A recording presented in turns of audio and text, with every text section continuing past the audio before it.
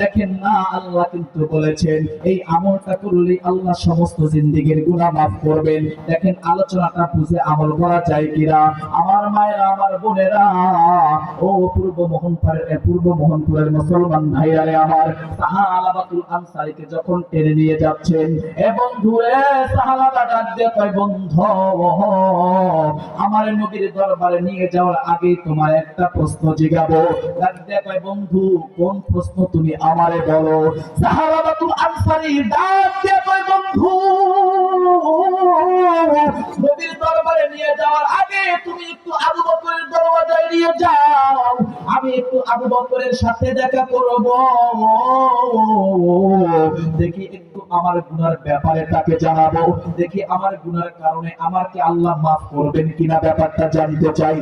এবং ঘুরে সাহাবাতুল আনসারী রশি টাইনা মানজার মধ্যে দড়িটা লাগায়া, এবং যখন আবু বকরের বাড়িতে নিয়ে গেছেন, আবু বকর এই হালত দেখা, এই অবস্থা দেখা ডাক দেয়, রে সাহাবা,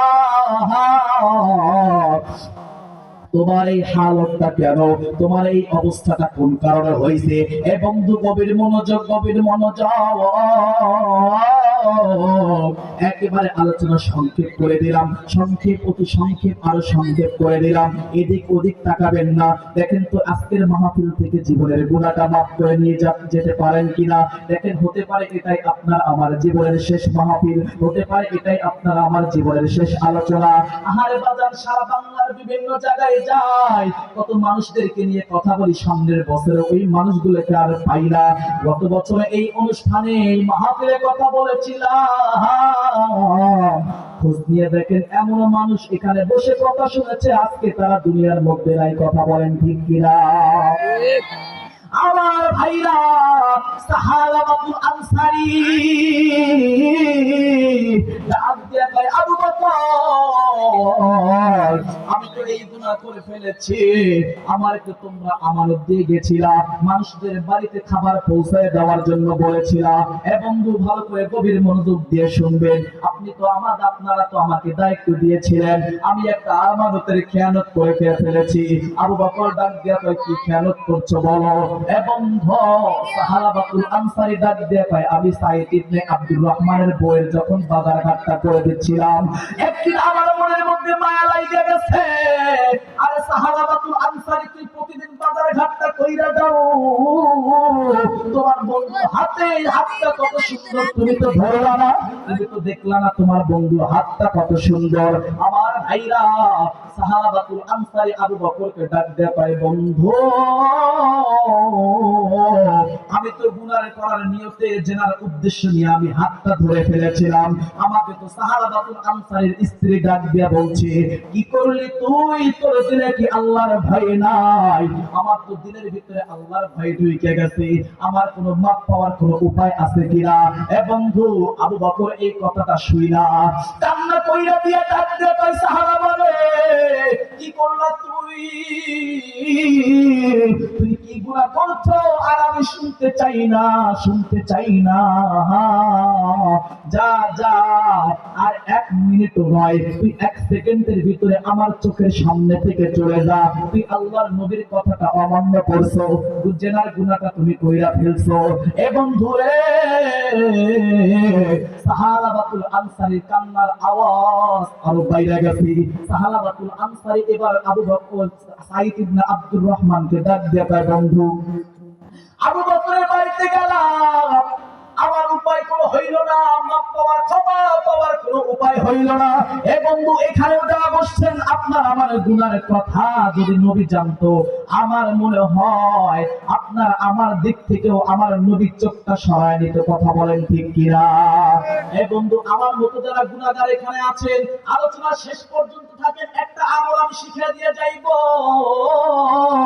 দেখেন, যদি কোনো মুরব্বি মুরব্বী, কোন যুবক, কোন কিশোর এই আয়াতের মেসেজটা যদি মেনে নিতে পারেন, আমার আল্লাহ কইছে, ও মা বোনেরা, আল্লাহ জানাইছে সূরা তাহরিমের ভিতরেও আল্লাহ বলেছেন, সূরা ফুরকানের মধ্যেও আল্লাহ বলেছেন, আমার আল্লাহ জানাইছেন ওই বন্ধু যদি কোন ব্যক্তি এই আয়াতের মেসেজ মেনে নেয়, আমার আল্লাহ নবীকে আল্লাহ তাআলা জানাইছে, বন্ধু আপনার পূর্ব মোহনপুর এলাকার বাসীদেরকে আয়াতের কথা বইলা দিয়েন, এই আয়াতের মেসেজ যারা মেনে নিবে, যারা, আমি আল্লাহ রাব্বুল আলামিনের বিশাল জান্নাতের মালিক হইয়া যাবে তারা।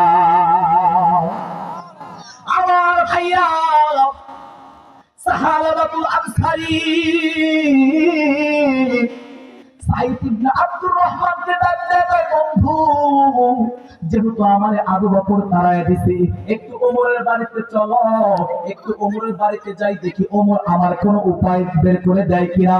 এবার যখন ওমরের বাড়িতে গেছে, ওমর রাদিয়াল্লাহু তাআলা আনহুকে একই ঘটনা শুনাইলেন, আমি এই গুনাহ করে ফেলেছি। ওমর রাদিয়াল্লাহু তাআলা আনহু রাগে রাগান্বিত হয়ে গেছে, ডাক দিয়া কয়, সাহাবা রে, কি করলা তুই? তুই তো বড় গুনাহ করে ফেলেছো, যা যা আমার চোখের সামনে থেকে তুই চইলা যা। আমার ভাইয়া, দুনিয়ার সব মানুষ যদি তাড়ায়া দেয়, একমাত্র ভালোবাসার মালিক কে? আরে জোরে বলতে হবে কে? আওয়াজ করে জোরে বলেন কি? দিলের ভিতরে মুহাব্বত নিয়ে আল্লাহর নামটা একবার বলেন নাকি? আমার আল্লাহ তো জানাইছে, কোন ব্যক্তি যদি আমি আল্লাহর নামটা মুহাব্বত লইয়া তওবার নিয়তে যদি গুনার কথাটা স্মরণ কইরা ভালোবাসা নিয়ে আমি আল্লাহর নামটা একবার আল্লাহ কয়া ডাক দেয়, আমি আল্লাহ রাব্বুল আলামিন ওই বান্দার সমস্ত সগীরা গুনাহগুলোকে মাফ করে দেই। সুবহানাল্লাহ বলেন। সুবহানাল্লাহ। একবার আমার মালিককে ডাক দেন না আল্লাহ। আমার ভাইরা, ওমর তাড়ায় দিছে, আবু বকর তাড়ায় দিছে, ওসমান তাড়ায় দিছে, আলী তাড়ায় দিছে, বৃদ্ধ সাহাবী হযরত সালমান ফারসি রাদিয়াল্লাহু তাআলা আনহু তিনিও তাড়ায় দিছে, যাও চইলা যাও। আমার ভাইরা, আল্লাহর নবীর সাহাবী হযরতে সাহাবাতুল আনসারীর দিলের মধ্যে ভয় ঢুকে গেছে, নবীর সামনে যাওয়ার মতো কোনো অবস্থা নাই, নবীর সামনে যাওয়ার মতো কোনো সামর্থ্য নাই, শক্তি নাই, ভয় ঢুকে গেছে। আমার ভাইরা, সব সাহাবায়ে কেরাম সাহাবাতুল আনসারীকে তাইনা এই নবীর সামনে যখন নিয়ে গেছে, আমার নবী ডাক দিয়া কয়, সাহাবায়ে কেরাম, আমার সাহাবা কি করছে, তোমরা এত কষ্ট কেন দিচ্ছ?